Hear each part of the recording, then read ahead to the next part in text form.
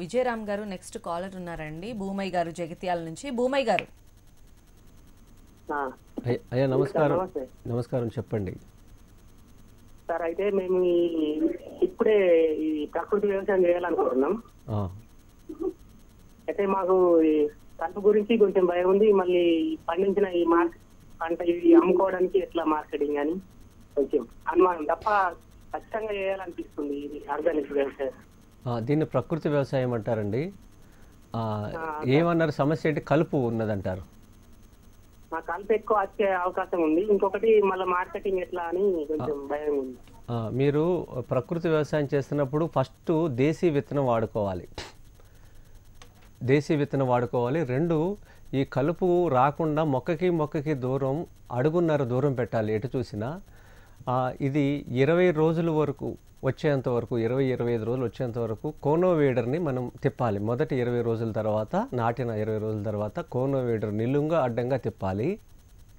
ఈ డిస్టెన్స్ పెట్టుకోవటం వల్ల మనం ఇద్దరు మనుషుల్ని కాడిలాగేసి 2 కోనోవేడర్ని ఇద్దరు మనుషులు వెనకాల పెట్టి మనం దీన్ని మీరు చేసుకోవచ్చు. దీని ఖర్చు తగ్గుద్ది. కలుపుకి 4 మనుషులతో 2 ఎకరాల రోజుకు చేయొచ్చు. ఇది మేము ప్రాక్టికల్గా చేస్తున్నాము.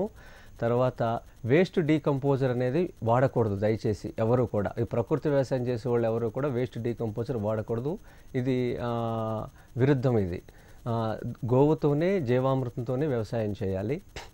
తర్వాత మార్కెట్ అన్నారు. మార్కెట్ అనేది స్థానికంగా మీరు అవగాహన కల్పించాలి. దీనికి కూడా పెద్ద ఖర్చు అక్కర్లేదు. ఒక చిన్న బోర్డుని మీ గ్రామంలో మీ పొలంలో పెట్టండి. మేము ప్రకృతి వ్యవసాయం చేస్తున్నాము, విషం లేని ఆహారము పండిస్తున్నామని. అలాగే ప్రతి ఊర్లో గుడి బడి ఉంటుంది.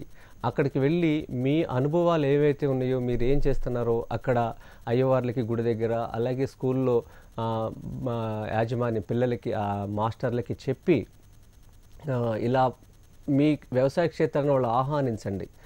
వాళ్ళందరూ కూడా ఇలాంటి ఆహారం కోరుకుంటున్నారు.